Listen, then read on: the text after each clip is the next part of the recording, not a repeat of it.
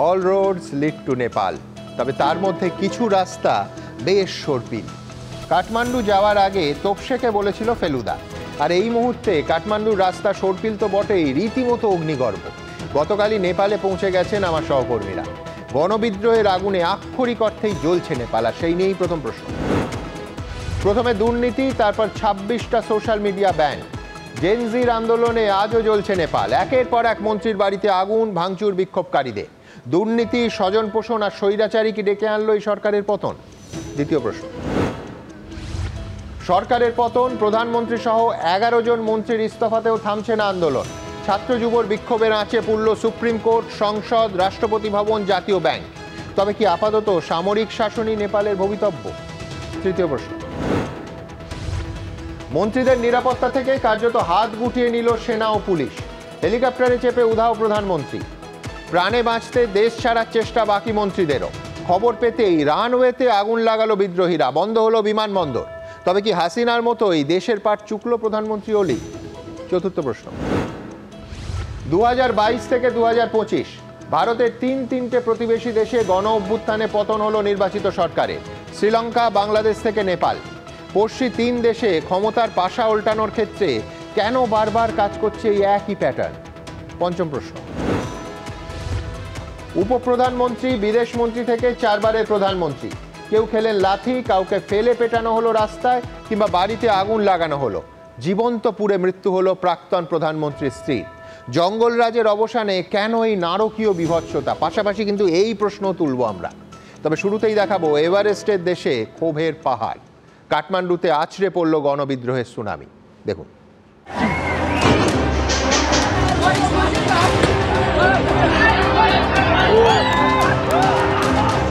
সোমবার যে আগুন জ্বলেছিল, মঙ্গলবার তার দাবানলে রূপ নিল। দিনভর আন্দোলনের জেরে সোমবার রাতে বাধ্য হয়ে 26টি সোশ্যাল মিডিয়ার অ্যাপের উপর থেকে নিষেধাজ্ঞা তুলে নেয় কেপি শর্মা ওলির সরকার।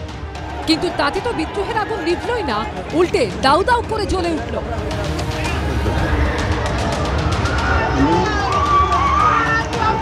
বাধ্য হয়ে ইস্তফা দিয়ে সেনার হেলিকপ্টারে পালালেন প্রধানমন্ত্রী। যে ডিএসপি গুলি চালানোর নির্দেশ দিয়েছিলেন তাকে পিটিয়ে হত্যা করলো উন্মত্ত জনতা। আগ্নেয়াস্ত্র হাতে উল্লাস করতে দেখা গেল বিক্ষোভকারীদের। বিক্ষোভকারীদের লাগানো আগুনে ঝলসে মৃত্যু হয়েছে নেপালের প্রাক্তন প্রধানমন্ত্রী ঝালানাথ খানালের স্ত্রী। মঙ্গলবার বিক্ষোভকারীরা প্রাক্তন প্রধানমন্ত্রীর বাড়িতে আগুন ধরিয়ে দেয়। ভিতরে আটকে পড়েছিলেন তার স্ত্রী রাজ্যলক্ষ্মী। পরে হাসপাতালে নিয়ে যাওয়া হলেও তাকে বাঁচানো যায়। একের পর এক মন্ত্রীর বাড়িতে ভাঙচুর, অগ্নিসংযোগের পর প্রবল চাপের মুখে পদত্যাগ করলেন প্রধানমন্ত্রী সহ 11 জন মন্ত্রী। अभी ये चीज रुकने वाला तो नहीं है, ऐसा मुझे फील हो रहा है। जहाँ तक मैं 2 दिन से इसी प्रोटेस्ट में हूँ। फंडामेंटल राइट है जो एक सिटीजन के, वो स्टूडेंट आपसे मांग रहे हैं, वो अपना टैक्स भर रहे हैं, वो अपना सब कुछ दे रहे हैं, आपको पैसा दे रहे हैं, तो आप फिर भी उनका कैसे इंटरनेट बंद कर सकते हैं? पार्लियामेंट पे कब्जा करना और ये सरकार जो है इसको अभी यहाँ से बर्खास्त करना है और नई सरकार का गठन होना चाहिए, यही यहाँ की युवा की अभी मांग है। इट इज ए क्रिएटेड गण आंदोलन। এগুলো করা হয়েছে, যেমন হঠাৎ কথা নেই বার্তা নেই এক ভদ্রলোকের চিফ অ্যাডমিনিস্ট্রেটর নাকি নাম ইউনুসের, তিনি এসে বসলেন। শ্রীলঙ্কায় একটা গভর্নমেন্ট চেঞ্জ হলো, অনলি একটা মাত্র উদ্দেশ্য, ইন্ডিয়াকে ঠেকাও। নেপালের পদত্যাগে উপপ্রধানমন্ত্রী ও অর্থমন্ত্রী বিষ্ণুপ্রসাদ পৌডেলকে রাস্তায় ধাওয়া করে মারধর করা হয়।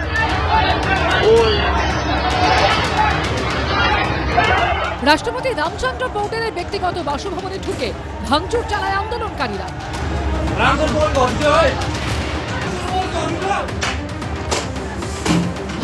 পদত্যাগী প্রধানমন্ত্রী কেপি শর্মা ওলির বাড়ি,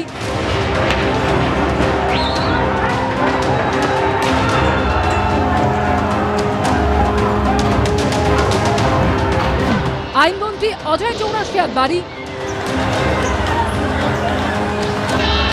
যোগাযোগ ও তথ্য প্রযুক্তি মন্ত্রী পৃথ্বী সুব্বা গুরুং এবং বিদেশমন্ত্রী আরসু দেউবার বাড়ি জ্বালিয়ে দেওয়া হয়। পদত্যাগী স্বরাষ্ট্রমন্ত্রী রমেশ লেখকের বাড়িতেও হামলা চালায় বিক্ষোভকারীরা। রাষ্ট্রীয় ব্যাংকের গভর্নরের বাড়িতেও চলে পাথর বৃষ্টি।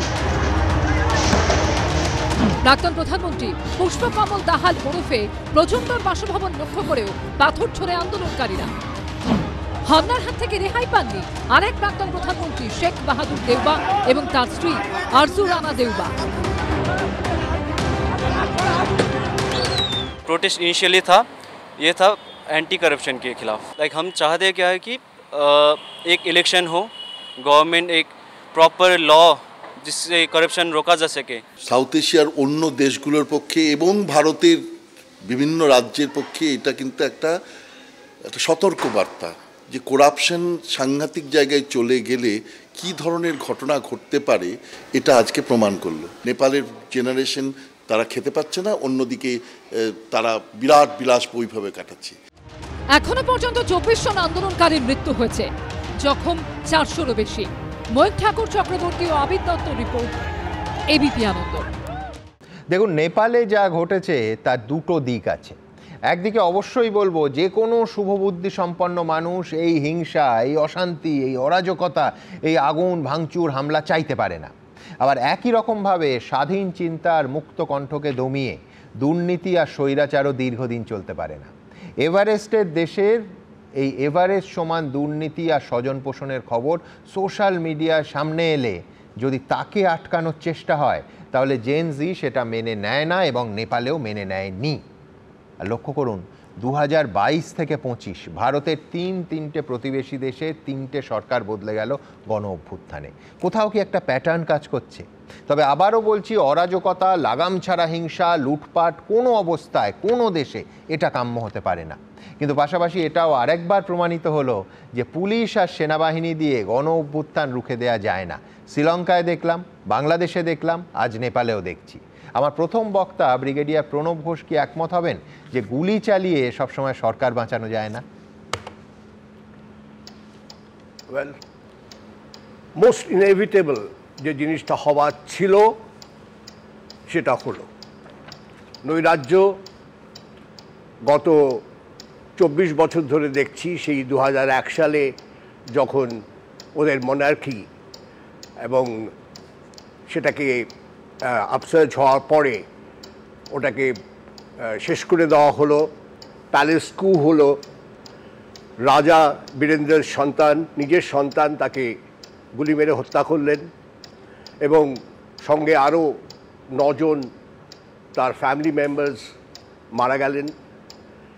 তার ছোট ভাই এবং তিনি নিজেও নিজের মাথায় গুলি করে নিজে মারা গেলেন এবং তার ছোট ভাই গজেন্দ্র শাহ সে রাজা হলো এবং এটা চলতে থাকলো, কিন্তু তিনিও কিছু সামলাতে পারলেন না। কাজেই এটা যে শুরু হয়েছিল হঠাৎ যে একটা কিছু হয়ে গেল 2001 সালে, কিন্তু তা নয়। নেপালে নৈরাজ্য তার অনেক আগের থেকে চলছে। হ্যাভস অ্যান্ড হ্যাভ নটসের যে ডিস্টেন্সটা আস্তে আস্তে আস্তে আস্তে প্রলং হচ্ছিল।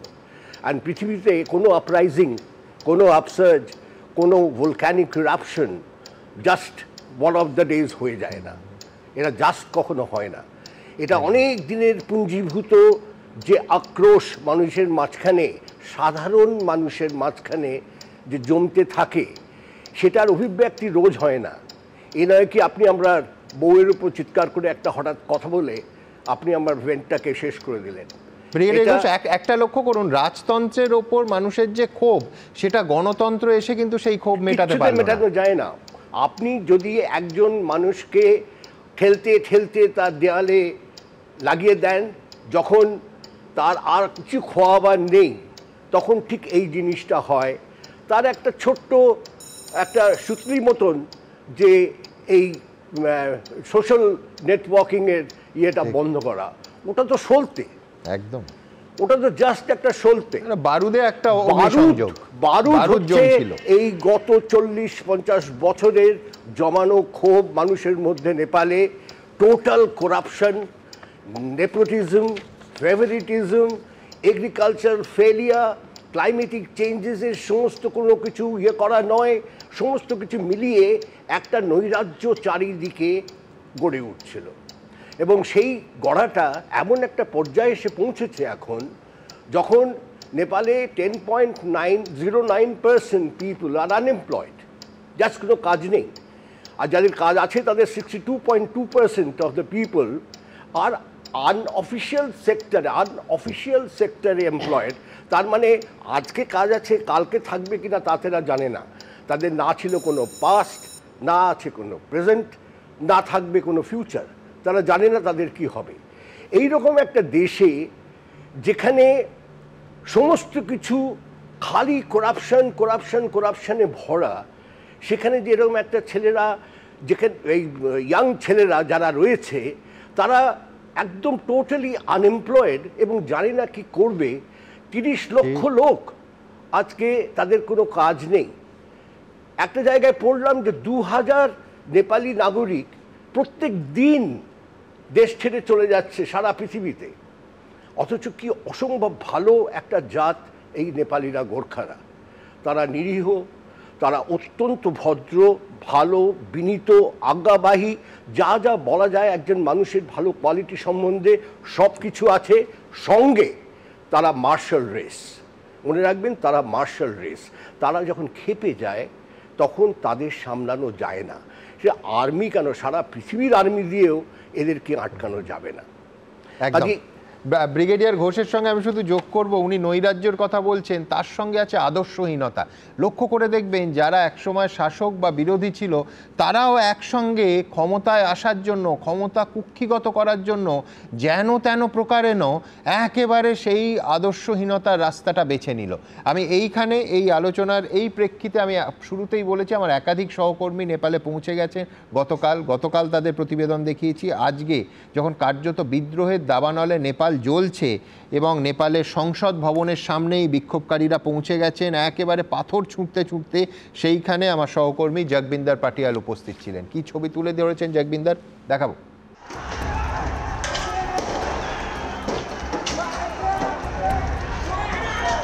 लोगों ने पथराव के साथ पार्लियामेंट पर हमला बोल दिया है। ये देखिए, पुलिस पर जबरदस्त पथराव हो रहा है, पुलिस पर जबरदस्त पथराव हो रहा है। टायरों की आगजनी उस जनता का प्रदर्शन है जो फिर पत्थर मारते हुए आगे बढ़ रही है। ये आंसू गैस का शेल छोड़ा, ये रबड़ बुलेट्स।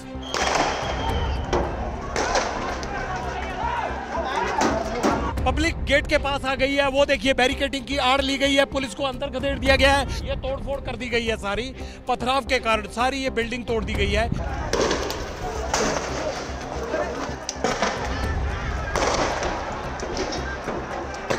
आंसू गैस के शेल चल रहे हैं, आंसू गैस के शेल चल रहे हैं, वो शेल छोड़े जा रहे हैं, उधर से पथराव किया जा रहा है। देखिएगा ये पत्थर रोक रहे हैं और ये अब तैयारी हो रही है कि गन के साथ किस तरह से शेल दागना है।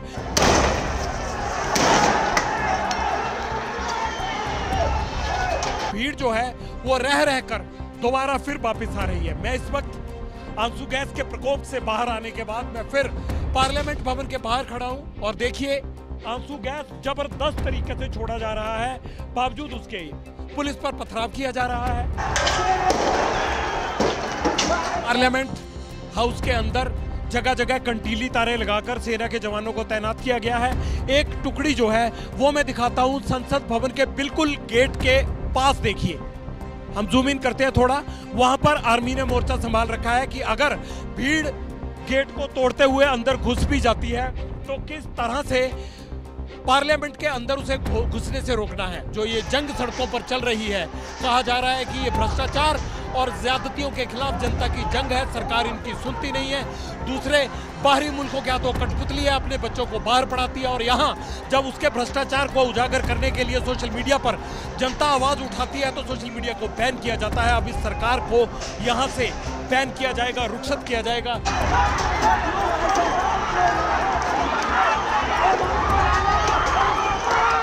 দেখুন গতকাল এবং আজ কেন বারবার এই প্যাটার্ন শব্দটা ব্যবহার করছি। দেখুন আজ যদি 3টে দেশের 3 বছরের 3টে ফুটেজ আপনাদের সামনে রাখি, বিশ্বাস করুন মনে হবে যে ওটিটির একই কন্টেন্টের পরপর 3টে সিজন দেখছেন। সেই দুর্নীতির অভিযোগ, সেই গণ অভ্যুত্থান, সেই ছাত্র যুবর উত্তাল আন্দোলন, নির্বিচারে সেই গুলি, সেই মৃত্যু, সেই কমন টার্গেট সংসদ ভবন, রাষ্ট্রপতি ভবন কিংবা প্রধানমন্ত্রী আবাস। এমনকি রাষ্ট্রপ্রধানের দেশ ছেড়ে পালানোটা অবধি কমন। বারবার ভারতের প্রতিবেশী দেশগুলোতে অর্থাৎ এই উপমহাদেশে একই প্যাটার্ন কেন ফিরে ফিরে আসছে বলে আমার পরবর্তী বক্তা কর্নেল পৃথ্বীরঞ্জন দাসের মনে হয়।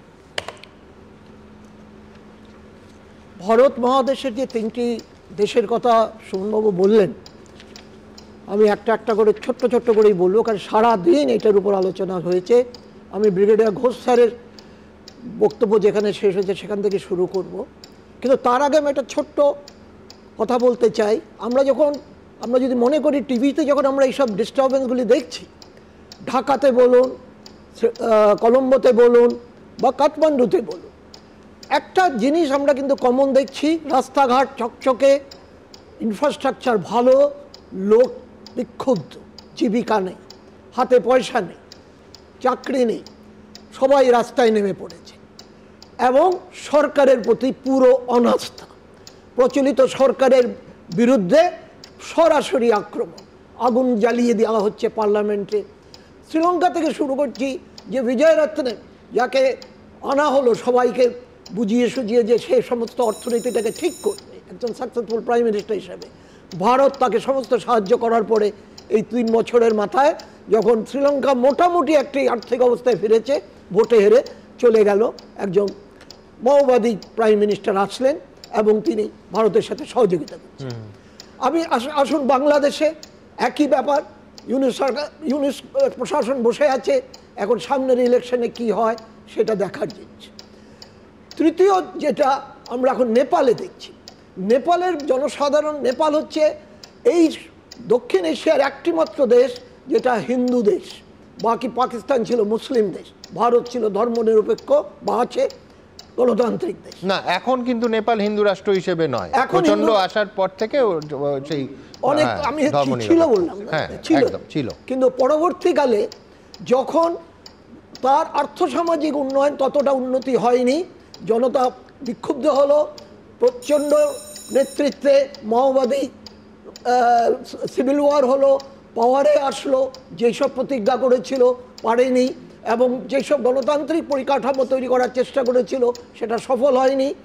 মানুষ রাস্তায় বিক্ষুব্ধ হয়ে কিছু মাস আগের থেকে শুরু করেছিল যে রাজতন্ত্র ফিরে যেতে চায়, এবং তার মধ্যেই যখন ওদের যে, কারণ নেপালি মানুষকে বুঝতে হবে, আমাদের এখানে এজিটেশন হয় এত বড় বড় অন্যায়ের বিরুদ্ধে, আমরা রাস্তায় নামি মোমবাতি নিয়ে, ওরা এইসবে বিশ্বাস করে না, সহজ সরল সাহসী দুর্ধর্ষ, এবং এদের ব্যাটেল ক্রাই হচ্ছে আও নেপালি, আর্মিতে যখন এরা শত্রুভূমি অ্যাটাক করে, আও গোর্খালি। তো সেই নেপালি যখন দেখলো যে তাদের গ্রিভান্সটা জানাবার মতো অবকাশ নেই, আস্তে আস্তে সেগুলি বন্ধ করে দিচ্ছে, তারা রাস্তায় নামলো, আজকে যে কী হয়েছে সেটা দেখতে পাচ্ছে। এখন নেপালের যা অবস্থা, একমাত্র যেটা নেপালের ইতিহাসে কখনো হয়নি, সামরিক শাসনের দিকে যাচ্ছে। তবে আমার বিশ্বাস নেপালের সেনাবাহিনী ভারতীয় সেনাবাহিনীর দ্বারা ট্রেন্ড, ভারতীয় সেনার সংস্কৃতি ওদের মধ্যে রয়েছে, তারা যদি দায়িত্বে আসেও গণতান্ত্রিক অবস্থায় নেপালের শাসন ব্যবস্থাকে ফিরিয়ে আনবে নেপালের জনসাধারণ যেভাবে চাই। আমি আরেকটা ছোট্ট জিনিস আমি বলতে চাই, ভারতের যে অ্যাকশন, যে মলদ্বীপের ক্ষেত্রে একটা ছোট্ট দ্বীপ, সেখানেও ভারত কোনো রকম ইন্টারফেয়ার করেনি। মলদ্বীপের এরা শাসনকর্তা চীনের কাছে 2-3 বার দৌড়ে গেল, চীন থেকে পর্যটক আসলো, ভারতীয় পর্যটক গেল না, এখন সেই মলদ্বীপ ভারতের সঙ্গে স্ট্র্যাটেজিক পার্টনার হয়েছে। নেপালেরও তাই হয়েছিল, যখন গণতন্ত্রের মাধ্যমে ওরা চীনের কাছে গিয়েছিল, সে প্রচণ্ড অসুখ বা কেপি ওলি হোক বা যে দেওরা, যে দেওবা যে গভর্নমেন্ট, হ্যাঁ শের বাহাদুর দেওবা, যে নেপালি কংগ্রেসের, তারা যেমন নিজেদের মধ্যে সামঞ্জস্য করে শাসনবান চালাচ্ছিল, চীনের থেকেও সেরকম ওরা সাহায্য পায়নি।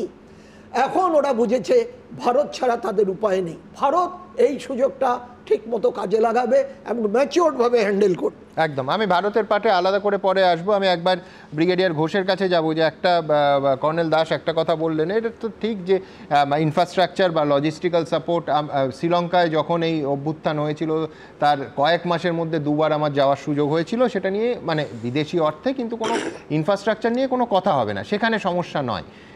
কমন ফ্যাক্টর যেটা আমরা বাংলাদেশে দেখেছি এবং আজকে নেপালে দেখছি ব্রিগেডিয়ার ঘোষ, সেটা হচ্ছে যে এই দেশের মানুষ, দেশের যুব সমাজের হাতে কাজ নেই, অর্থ নেই, পাশাপাশি নেতা মন্ত্রীদের ছেলেরা প্রত্যেকে বিদেশে, যে জন্য এই আন্দোলনে নেপালে দেখবেন স্লোগানটাই হচ্ছে নেপোকিট, অন্যদিকে বাংলাদেশে কোটার বিরুদ্ধে কিন্তু এই শেষ গণ অভ্যুত্থানটার সূত্রপাত হয়েছিল কোটা আন্দোলন থেকে।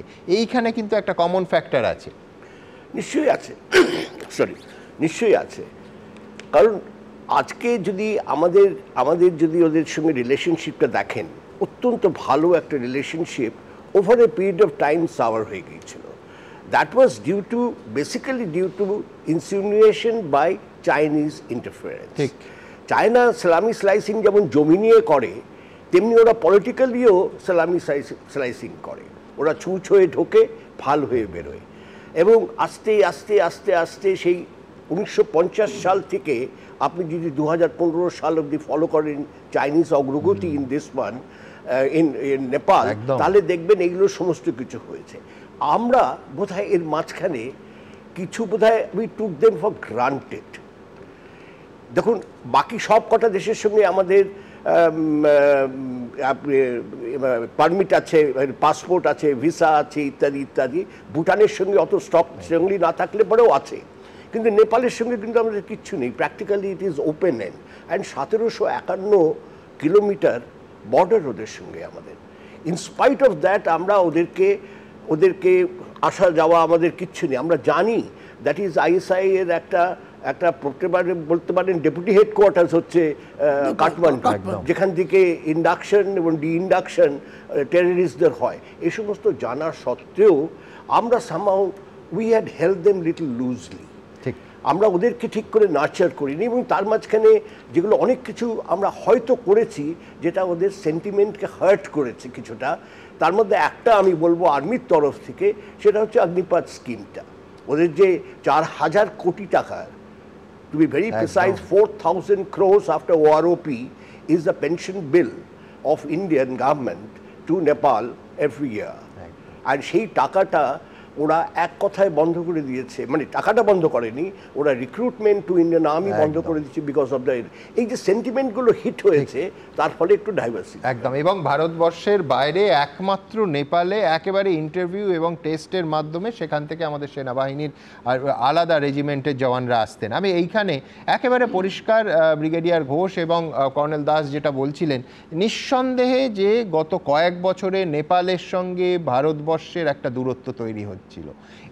এই যে ঘটনা, তার পরবর্তী ঘটনাক্রমের দিকে আমাদের নজর রাখতেই হবে, যে ক্রমশ ভারতের থেকে সেই দূরত্ব এই ঘটনাবলীর পরবর্তী সময়ে কমবে না কমবে না, নিঃসন্দেহে বড় প্রশ্ন। কিন্তু তার আগে দেখাবো এই পরের প্রজন্মের কথা বলছিলাম, জেনজি কারা এরা, এবং এই আজকে গোটা কার্যত নেপালের যে ছবিগুলো আমরা পাচ্ছি সবটাই জেনজির দখলে। তাদের মানসিকতা নিয়ে আমরা এইবার প্রশ্নটা তুলব, কিন্তু তার আগে দেখাবো এই মুহূর্তে নেপালে জেনজির অবস্থানটা। তারা গত 24 ঘন্টার মধ্যে কার্যত দেশটার দখল নিয়েছে। দেখুন, চাপের মুখে 26টি অ্যাপের উপর থেকে নিষেধাজ্ঞা তুলে নিয়েও কোনো লাভ হলো না।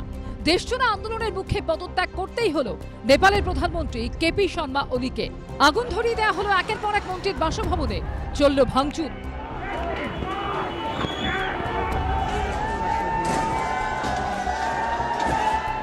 রাস্তায় লাথি মারতে মারতে ধাওয়া করা হলো উপপ্রধানমন্ত্রীকে।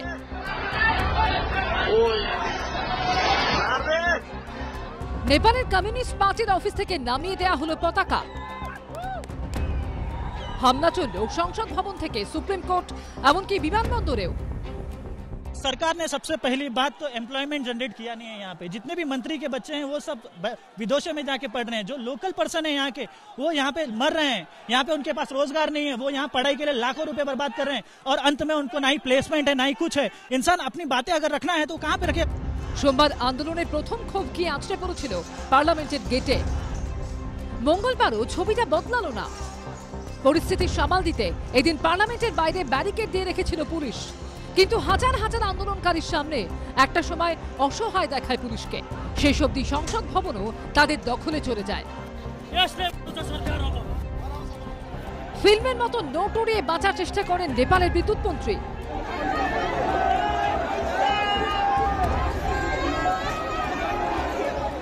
বিমানে চেপে যাতে মন্ত্রীরা পালাতে না পারে তার জন্য বিমানবন্দরের বাইরে জমায়েত করে আন্দোলনকারীরা।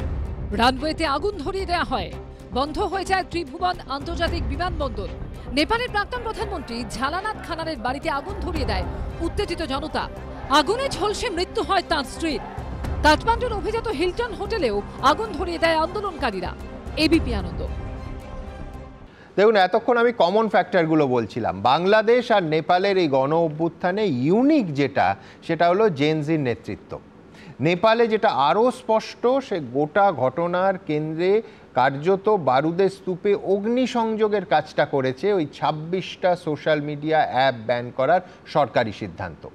এই ছাত্র যুবদের, মানে যারা জেনজি, মানে যাদের জন্ম 1997 থেকে 2012 সালের মধ্যে, তাদের স্পষ্ট বক্তব্য ছিল এই নির্বাচিত জোট সরকারের চূড়ান্ত দুর্নীতি আর স্বজন পোষণের খবর যাতে বাইরের পৃথিবীর কাছে না আসে, যাতে দেশের মানুষের কাছে না পৌঁছয়, সেই জন্য সোশ্যাল মিডিয়াকে নিষিদ্ধ করা হয়েছিল। আর শেষ পর্যন্ত এই সিদ্ধান্ত হয়ে দাঁড়ালো এই সরকারের কফিনের শেষ পেরেক। ডক্টর সব্যসাচী মিত্রের কাছে যাব। ডক্টর মিত্র, এই আন্দোলনকারী ছেলেমেয়েগুলোর মানসিকতাকে একজন মনোবিদ হিসেবে আপনি কিভাবে ব্যাখ্যা করবেন? দেখো সুমন, জেন জি যাদেরকে বলা হচ্ছে তাদের বয়স এখন 15 থেকে 30-এর মধ্যে। এবং এই যে জেনারেশনটা জি কেন বলা হয়, কারণ এদেরকে বলা হয় জুমার জেনারেশন, অর্থাৎ এরা ইন্টারনেটকে জুম করে বলে এদেরকে জুমার জেনারেশন বলা হয়। এই জুমার জেনারেশন যারা, তাদের কিছু অ্যাংজাইটি খুব ইউনিকভাবে আছে। একটা হচ্ছে এরা একটা ডিজিটাল এজে শুরু করেছে, নতুন একটা প্রযুক্তিতে এরা এসে গেছে। 2 নম্বর হচ্ছে এদের মধ্যে ভীষণভাবে প্রিসাইড করে হচ্ছে তাদের ক্লাইমেট সম্বন্ধে অ্যাংজাইটি, খুব জেনুইন ক্লাইমেট অ্যাংজাইটি এদের থাকে। এদের একটা চেঞ্জিং ফাইন্যান্সিয়াল গ্লোবাল ল্যান্ডস্কেপের মধ্যে এরা বড় হচ্ছে। এরাই কিন্তু কোভিড-19কে এক্সপিরিয়েন্স করেছে এবং তার যে যত side effects, detrimental side effects এরা ফেস করেছে। এনারা অনেকেরই কিন্তু গার্জিয়ানস, বাবা মা মারা গেছে এর মধ্যে। সুতরাং এটাও একটা অ্যাংজাইটির মধ্যে এই জেনারেশন যাচ্ছে। তার মধ্যে 3টে নতুন অ্যাংজাইটি জুটেছে। একটা হচ্ছে আর্টিফিশিয়াল ইন্টেলিজেন্সের অ্যাংজাইটি, যেটা কিন্তু জেন জি এর জব সিকিউরিটিকে একদম ভীষণভাবে পেছিয়ে দিয়েছে। এবং তুমি যে একটু আগেই কথাটা বলছিলে, এই যে কোটার কথা, এই যে the rich and the poor, এই পলিটিশিয়ানসদের বাড়ির এই যে ডিসক্রিমিনেশন, এই ডিসক্রিমিনেশনটা এদেরকে অনেক বেশি আহত করে। হ্যাঁ, এবং এই ডিসক্রিমিনেশনটা এমনভাবে বেড়ে গেছে যে এটা কিন্তু এখন আর কন্ট্রোলের বাইরে চলে যাচ্ছে। দেখো, একটা জিনিস আমাদের মানতে হবে যে আমরা যে খাই, খাদ্যটা আমাদেরকে শারীরিক শক্তি দেয়, আমাদের মানসিক শক্তি জেন জি এর আগে দিত বইপত্র আমরা পড়তাম, আমরা ভালো ভালো সিনেমা দেখতাম, আমাদের জয়েন্ট ফ্যামিলি ছিল, তাদের সঙ্গে আলোচনা করতাম, আমাদের টিচাররা আমাদেরকে উইজডম দিতেন, সেটা আমরা ফলো করতাম চোখ বন্ধ করে। এখন কিন্তু জেন জি এর হাতে সোশ্যাল মিডিয়াটা মানসিক খাদ্য। সেই মানসিক খাদ্য যদি তুমি আজকে একটা টোটাল জেনারেশনকে একটা দেশের মধ্যে বন্ধ করে দাও, সেখান থেকেই তাদের আসছে এডুকেশন, সেখান থেকেই তাদের আসছে বাইরের দুনিয়া কি সেটা জানার একটা স্কোপ, সেখান থেকে কিন্তু ছোট ছোট তাদের যে বিজনেস সেইগুলো সারভাইভ করছে, সেখান থেকেই তারা জানতে পারছে তাদের রাইটস কি, রেসপন্সিবিলিটিস কি, সেই পুরো জিনিসটা। পাশাপাশি একটা যোগ করবো যে তাদের অ্যাটেনশন স্প্যানটা, আমি এই 26টা যেগুলো নিষিদ্ধ হয়েছে আর যেগুলো আছে দেখছিলাম, অ্যাটেনশন স্প্যানটাও কিন্তু কমছে, মানে তাদের ধৈর্য কমছে। মানে আমি বলছি, একজন মানুষ যদি একটা অরাজক অবস্থা বা একটা দুর্নীতি, সরকারি অব্যবস্থা এর আগে 10 বছর সহ্য করত, এই জেনারেশন কিন্তু 3 বছরের মধ্যে রিঅ্যাক্ট করছে। খুব ভালো বলেছো। কারণটা হচ্ছে এই যে জেন জি এর যে মাইন্ডসেট যেটা বলছো, তার মধ্যে কি আছে, কতগুলো ইউনিক ফিচার্স আছে। একটা হচ্ছে এনাদের এক্সপেকটেশনটা অনেকটা হাই, র্যাশনাল এক্সপেকটেশন। তারা কেন এক্সপেক্ট করবে না? এদের টলারেন্স অনেক কম, এদের ইনস্ট্যান্ট গ্র্যাটিফিকেশন, অর্থাৎ আমি এখন চাই তো এখনই চাই, এই ভাবনাটা আছে। এবং এই আরেকটা যেটা মেজর ইস্যু, সেটা মানে এই যে শুধু তো একটা দেশে এটা সীমাবদ্ধ থাকছে না, 2011-তে আমরা আরব স্প্রিংয়েও দেখেছি ঘটনা কি ঘটেছিল। সুতরাং history is repeating itself. The only issue over here is a huge disconnect between the political class and the ruled class and the rulers. এবং সেখানে একটা এখন অদ্ভুতভাবে দেখা যায় যে এই যে age gap between all the top leaders and the real people who are suffering is huge. তারা এদের সঙ্গে কানেক্ট করতে পারছে না। প্রত্যেকটা রাষ্ট্র নেতা আজকে 80, 90, 95, বোধহয় এরপর 100 ক্রস করে যাবে, কিন্তু Gen Z is the largest commodity in the world. তাদের বয়স হচ্ছে 15 থেকে 30। এরাই পরবর্তীকালে এনভায়রনমেন্টালটাকে সাস্টেন করবে, এরা ফাইন্যান্সিয়াল অ্যাসপেক্ট অফ দি ওয়ার্ল্ডটাকে সাস্টেন করবে। কিন্তু আগে ছিল ডেমোক্রেসিতে পলিটিশিয়ানস অ্যান্ড মানে আমরা যারা সাধারণ মানুষ, কিন্তু এটার সঙ্গে এখনকার দিনের তফাৎটা কিন্তু সেই রাজার প্রজার মতোই দাঁড়িয়ে গেছে। রাজা রাজার মতো থাকছে, রুলার্স অ্যান্ড বিং রুলড, আমরা হয়েছি রুলডের জায়গায়। আর একটা ভেরি ইম্পর্টেন্ট ইস্যু এখানে বলে রাখা দরকার, জেন জি এর কাছে সবচেয়ে ইম্পর্টেন্ট ইজ দেয়ার এডুকেশন। আমি খুব এটা শুনতে হয়তো অনেকেরই খারাপ লাগবে, কিন্তু খুব উচ্চবিত্ত যারা, তাদের ছেলেদের বাইরে মেয়েদের বাইরে যেতে হয় না, কারণ তারা সবাই 500 কোটি, 1000 কোটি, 2000 কোটির ওপরে বসে আছে, তারা নিজের দেশে আনন্দ সহকারে আছে। মধ্যবিত্তরা বিদেশে পাঠাচ্ছে। বিদেশের অবস্থা আপনাকে ছোট্ট অস্ট্রেলিয়ার কথা বলি, 1 সপ্তাহ 3-4 দিন আগে হয়েছে, স্টুডেন্টদের হোস্টেলের সামনে অস্ট্রেলিয়াতে বিক্ষোভ দেখানো হয়েছে, ইন্ডিয়ানস গো ব্যাক। সুতরাং মধ্যবিত্তর যে জেনজি, তারা বাইরে গিয়ে, তারা পয়সা খরচা করে বাইরে যাচ্ছে, বাইরে গিয়ে দুঃখ পাচ্ছে। এখানকার যারা অতটা হয়তো ফরচুনেট না ফাইন্যান্সিয়ালি, তারা এখানে থেকে যাচ্ছে, এখানে তাদের কাছে সামনে কোনো রকম কিছু নেই। সুতরাং এই জায়গাটা একেবারে আমি বলছি ডক্টর মিত্র যেটা বলছেন সেটা হচ্ছে বৈষম্য। সেই বৈষম্যর একটা দিক হচ্ছে আর্থিক বৈষম্য, আরেকটা নিঃসন্দেহে বড় দিক কিন্তু বয়সের ফারাক। যাদের ওপর এই নেতারা শাসন করছেন তাদের বয়স এবং শোষিত বা শাসন ক্ষমতায় যারা ভোট দিয়ে নেতা বাছছেন তাদের বয়সেও একটা বৈষম্য দেখা যাচ্ছে। তবে সেই বৈষম্যকেও বলতে পারেন যে ভারতবর্ষেও একেবারেই বিরল নয়। সে যাই হোক, আমি এখান থেকে আমার পরবর্তী প্রতিবেদন, যেহেতু ডক্টর মিত্র একেবারে কিউটা দিয়ে দিয়েছেন, সোশ্যাল মিডিয়ায় এই যে দুর্নীতির খবর আসা এবং পরপর সোশ্যাল মিডিয়া অ্যাপ ব্যান করা, আমি আবার বলছি এটা কফিনের শেষ পেরেক বলুন কিংবা ওই বারুদের স্তূপে অগ্নিসংযোগের চেনা উপমাতা বলুন না কেন, ব্যাপারটা কিন্তু এক্ষেত্রে হুবহু তাই হলো। দেখুন, দ্বিতীয় দিনে আরো বিধ্বংসী, আরো দাউ দাউ করে জ্বলল আগুন। যুব সমাজের গণবিদ্রোহের আগুনে পুড়ে ছারখার প্রতিবেশী দেশ নেপাল। আন্দোলনের কান্ডারি যুব সমাজ, এক কথায় জেন জি রেভলিউশন সেখানে। আর গণবিক্ষোভের মূল কারণ সোশ্যাল মিডিয়ার কণ্ঠরোধ। 21 শতকে মুক্ত চিন্তার এক অদৃশ্য কলম। সূত্রের খবর, নেপালে দুর্নীতি, স্বজন পোষণ, মূল্যবৃদ্ধি নিয়ে সরকারের বিরুদ্ধে সুর চড়েছিল আগেই, কিন্তু যুব সমাজের ক্ষোভের আগুনে ঘৃতাহুতির কাজ করেছে মূলত এই সোশ্যাল মিডিয়ায় কণ্ঠরোধের চেষ্টা। অভিযোগ, সোশ্যাল মিডিয়ায় প্রতিবাদীদের কণ্ঠ দমন করতেই আসরে নামে কেপি ওলি সরকার। 4 সেপ্টেম্বর অর্থাৎ গত বৃহস্পতিবার Facebook, Instagram, WhatsApp, YouTube, Telegram, X handle, Reddit, LinkedIn, Viber, ভিডবাজ, নিমবাজ, পপুলাইট, গ্লোবাল ডায়েরি সহ মোট 26টি সোশ্যাল মিডিয়া প্ল্যাটফর্ম বন্ধ করে দেয়। তার জেরেই হাজার হাজার ছাত্র যুবর বিক্ষোভে আঁচ লাগে কাঠমান্ডু সহ একাধিক জায়গায়। সাধারণের স্ফুলিঙ্গ দাবানল হয়ে ঝরে পড়ে পথে প্রতিবাদে। हमारा आंदोलन का मुख्य उद्देश्य ये है कि सरकार बहुत करप्ट है और करप्ट इतना हो गया कि फाइनली आके सोशल मीडिया भी बंद कर दिया। सोशल मीडिया एक ऐसा प्लेटफॉर्म था कि जहां हम अपने बात रख सकते थे, और सरकार का अब भ्रष्ट होता है और सोशल मीडिया बंद कर दिया। इसके आवाज विरुद्ध में युवा जाग गए। अभी सरकार ने क्या किया कि सोशल मीडिया तो सब सोशल मीडिया को बैन कर दिया। हमारा कुछ राजनीतिक दल नहीं है जो देश में बढ़ रही जो भ्रष्टाचार, बेरोजगारी चरम अवस्था में है, उसके लिए हम यहाँ आए। প্রতিবেশী রাষ্ট্রের এই ঘটনার রাজনৈতিক আঁচ এসে পড়েছে এই রাজ্যে।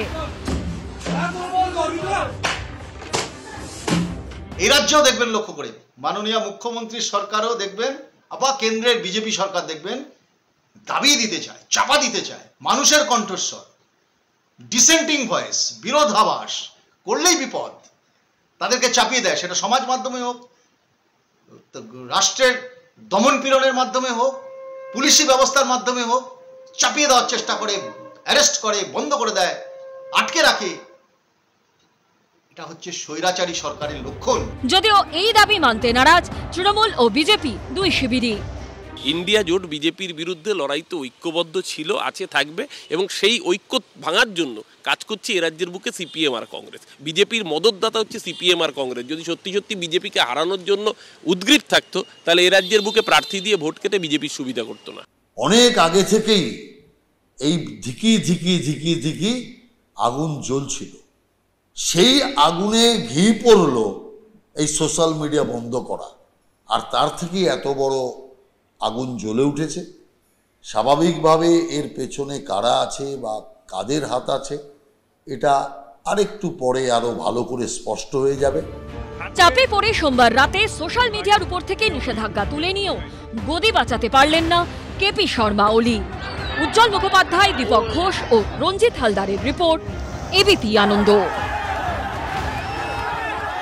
দেখুন, বছরের পর বছর লাগাম ছাড়া দুর্নীতি আর স্বজন পোষণ যে চলতে পারে না, আলটিমেটলি চূড়ান্ত স্বৈরাচারী শাসক তার যাবতীয় দাঁত আর নখ বের করলেও পরিস্থিতি সামলাতে ব্যর্থ হয়, তা আর একবার আজ দেখিয়ে দিল নেপাল। আজ আমার দীর্ঘদিনের সহকর্মী জগবিন্দর পাটিয়াল দেখাচ্ছিল যে সেনা আর পুলিশ এখন আর মন্ত্রী শান্তিদের নিরাপত্তার দায়িত্ব নিতে নারাজ, একেবারে পরিষ্কার তারা জানিয়ে দিচ্ছেন। কিন্তু গতকাল অবধি প্রতিবাদীদের ওপর নির্বিচারে গুলি চালানো হয়েছে। স্কুলের ইউনিফর্ম পরা বাচ্চাদের দেহে দেখা যাচ্ছে একেবারে মাথায় গুলি চালিয়ে মারা হয়েছে। অফিসিয়াল ফিগার 23 বলা হলেও আসল সংখ্যাটা কত কেউ জানে না। এবং এই ঘটনা বিচ্ছিন্ন ঘটনা নয়, উপমহাদেশে পরপর 3বার 3টে দেশে ঘটল। আমার পরবর্তী বক্তা বিশ্বনাথ চক্রবর্তী। বিশ্বনাথ দা, স্বৈরাচারী শাসকের ধর্মই এই, ঘটনা দেখেও শিক্ষা নেয় না, মানবেন? স্বৈরাচারী শাসকের হাত থেকে যখন ক্ষমতাটা চলে যায় সেটা আর্মি বা সাধারণ পুলিশরা বুঝতে পারেন। ফলে আজকে লক্ষ্য করেছেন কোনো মন্ত্রীকে বাঁচানোর জন্য নেপালে পুলিশ প্রশাসন সেইভাবে আর গা দেয়নি। মানে স্বৈরাচারী শাসকের থেকে ক্ষমতা সাধারণ মানুষের হাতে যেহেতু চলে এসছে, ফলে পুলিশ নীরব, মানে পুরনো মন্ত্রীদের বাঁচানোর উদ্যোগ নেই। এবং আর্মিও দেখবেন কুলিং পিরিয়ড দিচ্ছে যে বিক্ষোভটা যাতে প্রশমিত হয়। সুমনদা, আমি বলছি যে মানুষ শাসককে নির্বাচিত করে, নেতা মন্ত্রীদের নির্বাচিত করে, আর সেই নেতা মন্ত্রীরা সরকারের সমস্ত সুযোগ সুবিধে ভোগ করে, লাল বাতিতে চড়ে, তারা নিজেদেরকে মানে এমন একটা জায়গায় নিয়ে যায় যে তারা প্রভু, আর সাধারণ নাগরিকরা যারা ভোট দিয়ে জেতালো তারা হলো ভিত্ত। ফলে ভিত্তর উপর তারা নানা রকম অত্যাচার করে এবং সাধারণ মানুষ কাজ পায় না, প্রশ্ন করলে উত্তর শাসক দেয় না, শিক্ষার ব্যবস্থা করে না, বাধ্য হয়ে তারা পরিযায়ী মানুষ হয়ে বিভিন্ন দেশ ঘুরে বেড়ায়। আমার প্রশ্নটা হচ্ছে যে উল্টো দিকে নেতাদের যদি অবস্থান দেখেন, নেতাদের পরিবারের সদস্যরা বিদেশে গিয়ে পড়াশোনা করেন, ভালো ভালো কাজ চাকরি করেন বা সরকারি ব্যবস্থার মধ্যে ঢুকে পড়েন। ফলে একেবারে শাসক আর মানে সাধারণ মানুষের মধ্যে শাসক আর শোষিতর যে সম্পর্ক অতীতে দেখেছি, একইভাবে গণতান্ত্রিক ব্যবস্থাগুলোর মধ্য দিয়ে কিন্তু ধরা পড়ে। যখন শাসক অত্যাচারী হয়, শাসকের নেতামন্ত্রীরা যখন দুর্নীতিগ্রস্ত হয়, সাধারণ মানুষ যখন আর কোনো রাস্তা থাকে না, তখন তারা কিন্তু পথে বারবার নামবে। এবং সেই সময় পথে যখন নামবে সেই খবরগুলো হবে। তার জন্য যদি আপনি গণতন্ত্রের চতুর্থ স্তম্ভের গলা টিপে ধরেন, তখন কিন্তু মানুষ, আমি বলছি, শাসককে উৎখাত করে এবং বারবার করে। সেটা চাউসেস্কুর ক্ষেত্রেও যেমন প্রযোজ্য ছিল, রোমানিয়ার শাসক চাউসেস্কুকে ওভারথ্রো করেছে, একইভাবে আপনি শ্রীলঙ্কার শাসককেও ওভারথ্রো করতে দেখেছেন। মানুষ মানে একেবারে রাজপ্রাসাদ দখল করে যেভাবে রাষ্ট্রপতিকে সরিয়েছিল, বাংলাদেশেও আপনি হাসিনাকে দেখেছেন, এখানেও আপনি নেপালেও একই অবস্থান দেখলেন। আমাদের এই ধরনের মানে শাসক উৎখানের ঘটনা হয়তো আমাদের এখনও ঘটেনি, কিন্তু ছোট স্কেলে আপনি দেখতে পাবেন। যেমন আপনি বলছি যে পশ্চিমবাংলাতে অনুজ পাণ্ডে আর ডালিম পাণ্ডে, মানে মাওবাদীদের প্রভাবিত এলাকাতে তারা যেভাবে শোষণ করে তাদের বাড়িঘর বানিয়েছিল, সাধারণ মানুষ কি নামেনি? ডালিম আর অনুপ পাণ্ডের বাড়িঘর ভেঙে দিয়ে তছনছ করে দিয়েছিল। আমি আপনাকে বলছি যে ছোট স্কেলে হলেও আপনি কি দেখেননি আরজি করের ঘটনায় পরে মানুষ কিভাবে স্বতঃস্ফূর্তভাবে রাস্তায় নেমেছিল? হয়তো মানুষ শাসককে ওভারথ্রো করেনি, কিন্তু শাসককে এই বার্তাটা দিয়েছিল যে শাসকের কাজে বা মানে চিকিৎসা যে দুর্নীতি সেইটাতে মানুষ পছন্দ করেনি, সেটা কিন্তু সর্বস্তরে মানুষ কিন্তু দেখিয়ে দিয়েছে। শাসক যদি নিজেকে ভাবে যে আমি দুর্নীতি করেও পার পেতে পারি, একটা সময় যখন মানুষ মনে করবে যে দুর্নীতিতে আমার পিঠ ঠেকে গেছে, দুর্নীতির জন্য আমি সমস্ত কিছু বঞ্চিত হচ্ছি, আমি ডিপ্রাইভ, তখন কিন্তু মানুষ একেবারে পরিষ্কার শাসককে মানে গদিচ্যুত করতে কিন্তু রাস্তায় শুধু নামে তা নয়। এই জন্য প্রভুত্বকারী যে প্রতিষ্ঠানগুলো আছে, আপনি দেখবেন সারাদিন ধরে আজকে আক্রমণ হয়েছে, পার্লামেন্ট আক্রমণ হয়েছে, এমনকি সুপ্রিম কোর্ট আক্রমণ হয়েছেন। আমি নিশ্চয়ই বলবো যে হিংসার পথে কেন আপনি করলেন, কিন্তু প্রশ্নটা হচ্ছে এগুলো প্রভুত্ব। মানুষ যখন বিচার চেয়েছে পার্লামেন্টের কাছে বিচার পায়নি, এই মানুষ যখন মানে আদালতের কাছে গেছে মানুষ বিচার পায়নি, মানুষ বাধ্য হয়েছে যে আমরা কোথায় যখন বিচার পাইনি তখন আমরা নিজেরাই বিচারকে হাতে নিব, আমরাই তখন রাস্তায় নামবো। এই মানসিকতার থেকেই কিন্তু আজকে রাজপথে আপনি দেখেছেন মানুষ সমস্ত প্রভুত্বকারী প্রতিষ্ঠানগুলোকে ধ্বংস করতে চেয়েছে। নিশ্চয়ই আমরা বলবো যে ধ্বংস করা ঠিক নয়, কিন্তু মানুষ তার জ্বালার থেকে করেছে। যখন সে কোনো ন্যায় বিচার পায় না তখন সে বাধ্য হয় রাস্তায় নেমে প্রতিবাদ করতে, বাধ্য হয় সেই প্রতিষ্ঠানগুলোকে ভেঙে চুড়ে দিয়ে আর নতুন করে প্রতিষ্ঠান গড়ে তুলতে। আমি নেপালের ব্যাপারে আশাবাদী। আমি সেখানে 4 মাস চাকরি করেছি। আমার একটা সাধারণ বোধ বুদ্ধি থেকে যেটা মনে হয়, 3টে জায়গা নেপালে খুবই স্ট্রং আছে। একটা হলো ক্রিটিক্যাল মাস আছে নেপালে। আপনারা যদি 50-60-এর দশক থেকে যদি স্টাডি করেন, আপনারা দেখবেন নেপালের সমাজে বিশেষ করে কাঠমান্ডু ভ্যালিতে একটা ক্রিটিক্যাল মাস, যেটাকে বলা হয় জাগ্রত একটা নাগরিক সমাজ আছে। দ্বিতীয় যেটা আমি বলবো যে আপেক্ষিকভাবে একটা স্বাধীন মিডিয়া নেপালে আছে। মিডিয়ার একাধিক নিউজ পেপার বা একাধিক পোর্টাল থেকে শুরু করে একাধিক টেলিভিশন চ্যানেলের স্বাধীনতার জায়গা থেকে তারা খবর করে এখনো। এবং থার্ড সেটা হলো যে 15টা এথনিক গ্রুপ আছে যারা জাগ্রত এথনিক, তার মধ্যে মদেশিয়া গ্রুপও আছে।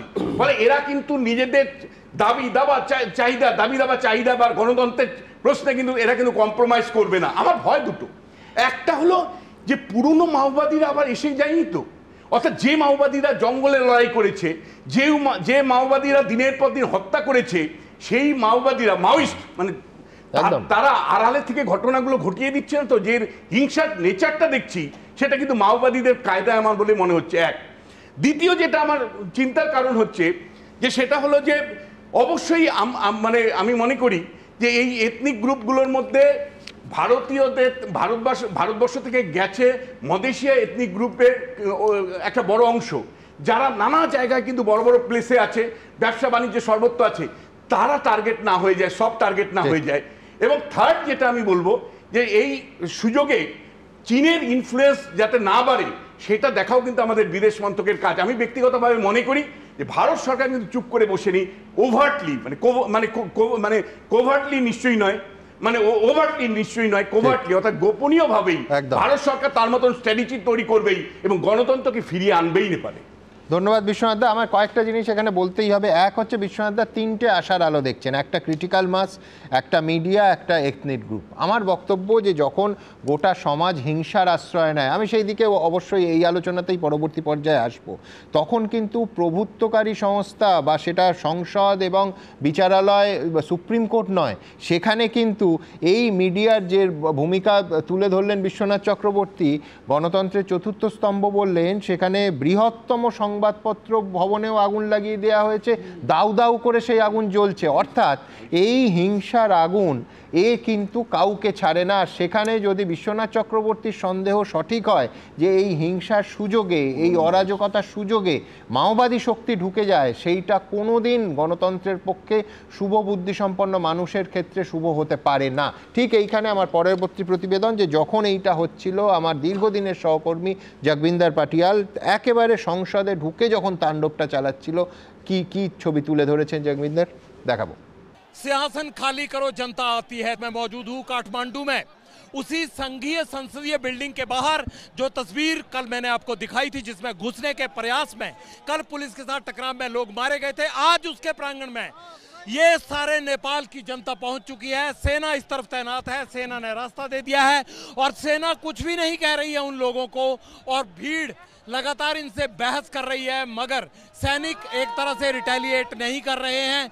और तस्वीरें देखिए, धुआं प्रदर्शनकारी बिल्डिंग के ऊपर चढ़ गए हैं। आंसू गैस के जो शेल छोड़े गए थे उनका कोई असर नहीं है, और पार्लियामेंट की बिल्डिंग के ऊपर प्रदर्शनकारियों ने जाकर अपने विरोध का झंडा उठा दिया है। जिस पार्लियामेंट में कल तक प्राइम मिनिस्टर केपी ओली बैठते थे, उनके सदस्य बैठते थे, सभापति बैठते थे, जनता के लिए फैसले लिए जाते थे, सेशन बुलाया जाता था, वहां पर आज जनता का सेशन चल रहा है। जनता का सेशन ऐसा कि जो इतिहास में आज गवाही दर्ज करेगा। गवाही ये दर्ज करेगा कि जब सत्ता जनता की नहीं सुनती है तो कैसे आर्मी और पुलिस सब कुछ धरे का धरा रह जाता है और पब्लिक वो पूरा सिस्टम कंट्रोल कर लेती है। और ये वही तस्वीर है आज नेपाल के इतिहास में, कैसे जनता सत्ता से किसी भी शासक को बाहर करती है, उसकी तस्वीर लिखी गई। आप ये देख लीजिए कि किस तरह से धुआं हो गई है वो संसद, जो नेपाल की संसद कहलाती थी और वहां पर जनता के लिए उनके चुने हुए प्रतिनिधि फैसले लेते थे। इन प्रतिनिधियों के प्रति जनता का गुस्सा आज यहाँ फूट रहा है। अंदर रखे फर्नीचर को उठाया जा रहा है और जो एक गरिमा थी वो खत्म हो गई है। দেখুন এবার রাজ্যের কথায় আসি। নেপালের সঙ্গে শুধু পশ্চিমবঙ্গ সহ 5 রাজ্যে 1600 কিলোমিটার ওপেন বর্ডার আছে তাই নয়, এই অশান্তির আঁচ সরাসরি এই অনুষ্ঠান যখন করছি আমাদের রাজ্যের সীমানায় এসে পৌঁছেছে। কেন এত বড় কথা বলছি যে আপনারা জানেন উত্তরবঙ্গের পানি ট্যাঙ্কির উল্টো দিকে হচ্ছে কাঁকড়াভিটা, সেখানে দুর্নীতির অভিযোগে ভাঙচুর এবং আগুন এই মুহূর্তে যখন আমরা কথা বলছি তখন ক্রমশ ছড়িয়ে পড়ছে, মানে ঠিক উল্টো দিকের অংশটা কাঁকড়াভিটায়। এ তো কেন্দ্রের পাশাপাশি সোজা কথা আমার পরবর্তী বক্তা যেহেতু অরূপ চক্রবর্তী রাজ্যের শাসক দলের প্রতিনিধি, তাকে জিজ্ঞেস করতেই হবে যে রাজ্যকে কিন্তু সতর্ক থাকতে হবে কেন্দ্রের পাশাপাশি। নগর পুরলে দেবালয় কি এড়ায় অরূপ? সুমন, তোমার এই শোতে যখন আলোচনা হচ্ছে ঠিক সেই সময় কাতারের রাজধানী দোহায় উপর্যুপরি বোমাবর্ষণ হচ্ছে, ইসরায়েল বোমাবর্ষণ করছে। আজকে সামগ্রিকভাবে আন্তর্জাতিক রাজনীতিতে একটা অত্যন্ত ঘটনাবহুল দিন। আমার মনে পড়ছিল যখন তুমি শুরু করছিলে একটু আগে সংবাদ মাধ্যমে আগুন লাগিয়ে দেওয়া, আমার মনে আছে সেদিনও আমি তোমার শোতেই ছিলাম। প্যালেস্তাইনের একজন সংবাদ পাঠিকা তিনি সংবাদ পড়ছিলেন এবং সেই সময় ইসরায়েলের আক্রমণে সেই সংবাদ মাধ্যমের অফিস শুদ্ধ বিধ্বস্ত হয়ে গেল। সেই ছবি শিউরে দিয়েছিল সারা বিশ্বকে। মুশকিলটা হচ্ছে যে আজকে যখন আমরা আলোচনা করছি নেপাল নিয়ে, আমরা কালকেই বোধহয় তোমাদের সংবাদ মাধ্যমে ইয়েটা হয়েছিল, ক্যাপশনটা হয়েছিল অসম্ভব একটা সুন্দর ক্যাপশন বলা যেতে পারে, যেটা 1982 সালে সত্যজিৎ রায়ের লেখা যত কাণ্ড কাঠমান্ডুতে। তোমাদের ক্যাপশনটাও তাই ছিল, যেখানে ফেলুদা ওই কাঠমান্ডুর মাদক পাচার সলভ করবার জন্য যাচ্ছিলেন, সেই গল্প কালজয়ী গল্প উপন্যাস। আমরা যদি সাম্প্রতিক সময় দেখি পরপর ঠিক যেভাবে আরও অনেকে বলেছেন 2022-এ শ্রীলঙ্কায় মাহিন্দ্রা রাজাপক্ষ একই রকম দুর্নীতির অভিযোগ, কার্যত গৃহযুদ্ধের পরিস্থিতি। ঠিক কাট্টু 2 বছর পরে বাংলাদেশে বৈষম্য বিরোধী আন্দোলন, পরবর্তীকালে বাংলাদেশের এই এপিসোড এবং আজকে 2025-এর নেপাল।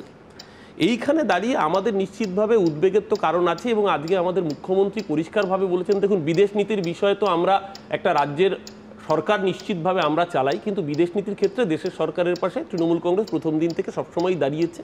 কিন্তু তার সাথে সাথে আমাদের বাড়তি উদ্বেগ, যেহেতু আমাদের রাজ্য অনেকটা সীমানা সেখানে শেয়ার করে, দার্জিলিং জেলার সীমানা রয়েছে, কালিম্পংয়ের সীমানা রয়েছে, আর শিলিগুড়ি সবচেয়ে বেশি ইম্পর্টেন্ট, কারণ 7 সিস্টার্স পুরোটাই কানেক্টিভিটিটা দাঁড়িয়ে আছে শিলিগুড়ি চিকেন স্নেকের উপর দিয়ে।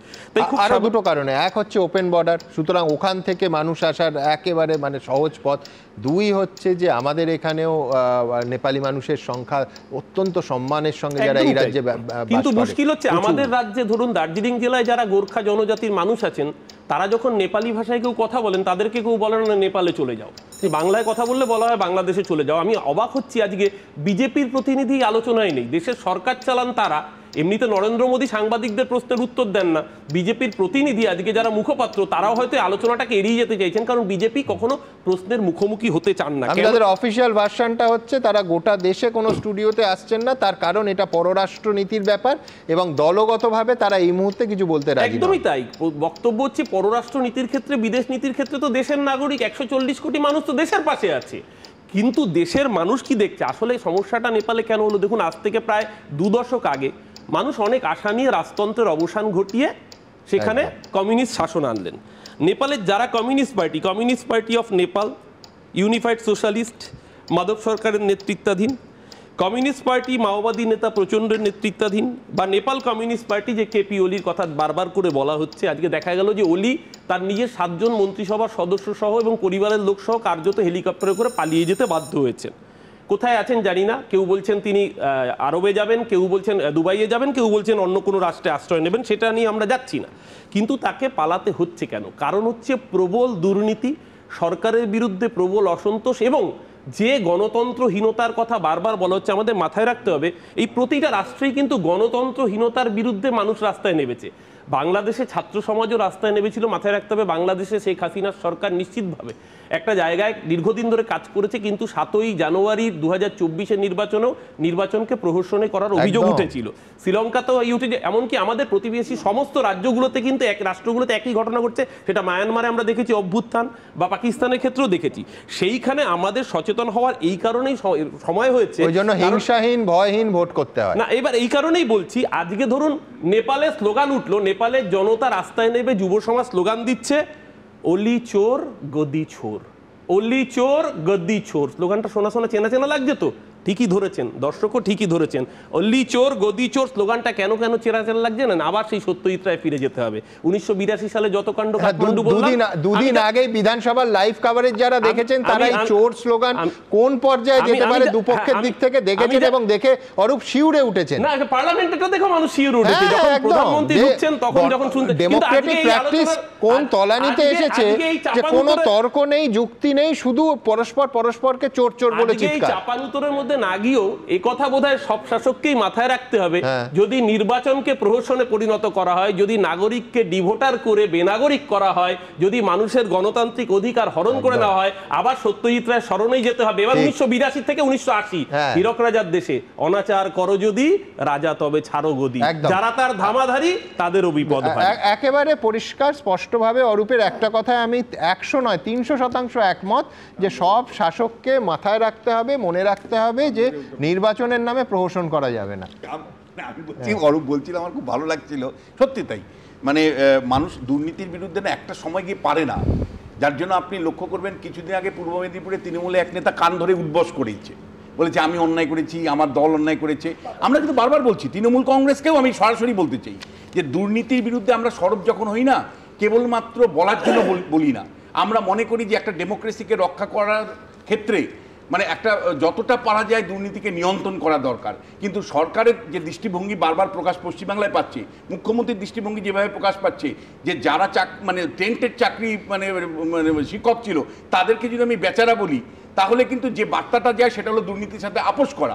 আমি যার জন্য বারবার বলি যে ডেমোক্রেসি রক্ষার প্রশ্নে কিন্তু সত্যি মানে দুর্নীতির প্রশ্নে জিরো টলারেন্স সব শাসকের হওয়া উচিত, কেন্দ্র রাজ্য। আমি নেপালে ফিরবো তার আগে নেপালের রাজনৈতিক প্রেক্ষাপট আলোচনায় কি করে তৃণমূল কংগ্রেস ইম্পর্টেন্ট হতে পারে, এটার জন্য বিশ্বনাথ দা নতুন থিসিস নামতে পারে।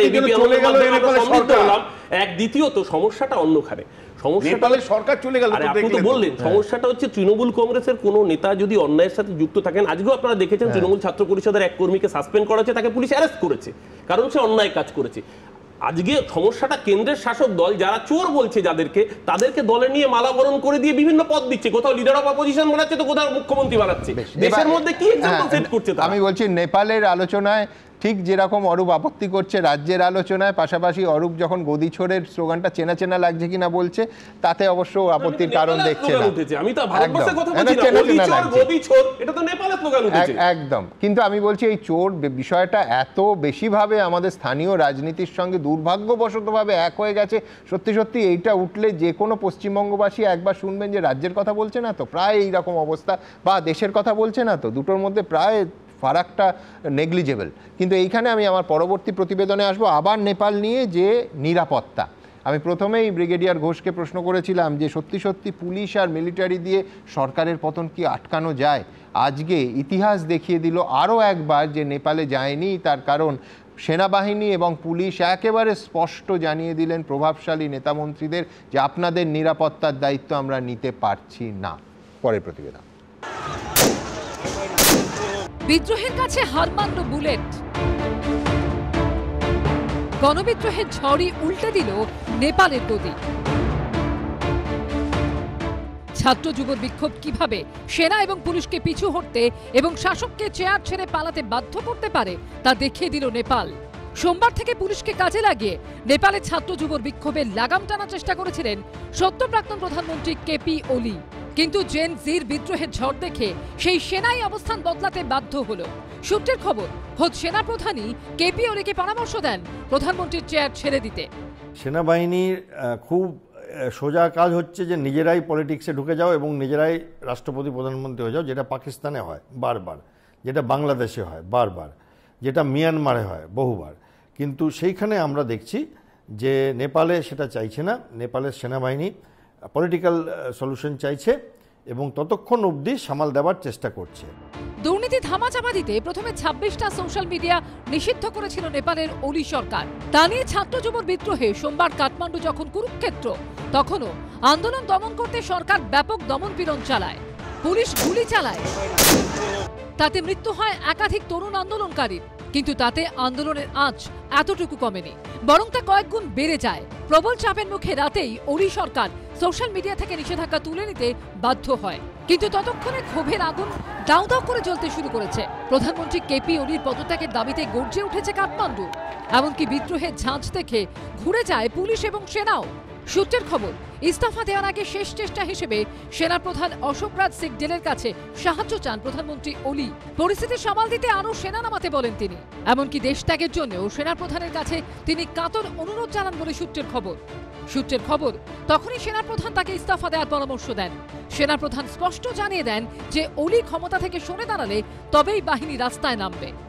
সেনাবাহিনী পর্যন্ত বুঝতে পেরেছে যে পরিস্থিতি নেপালে হচ্ছে সেটা কিন্তু নিয়ন্ত্রণের বাইরে চলে গেছে।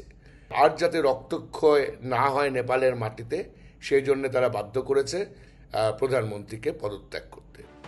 বিপাকে পরে প্রধানমন্ত্রী পদে ইস্তফা দিয়ে নিজের সরকারি বাসভবন থেকে হেলিকপ্টারে অজ্ঞাত স্থানের উদ্দেশ্যে উড়ে যান কেপি ওলি। কিন্তু তিনি কোথায় গেছেন তা নিয়ে তৈরি হচ্ছে ধোঁয়াশা। কোন সূত্র মারফত দাবি করা হচ্ছে বেসরকারি হিমালয় এয়ারলাইন্সের বিমানে ওলি দুবাই পালিয়ে যেতে পারেন, যদিও এ বিষয়ে সরকারের তরফে এখনো কিছু জানানো হয়নি। সত্যজিৎ বৈদ্য ও সন্দীপ সরকারের রিপোর্ট, এবিপি আনন্দ।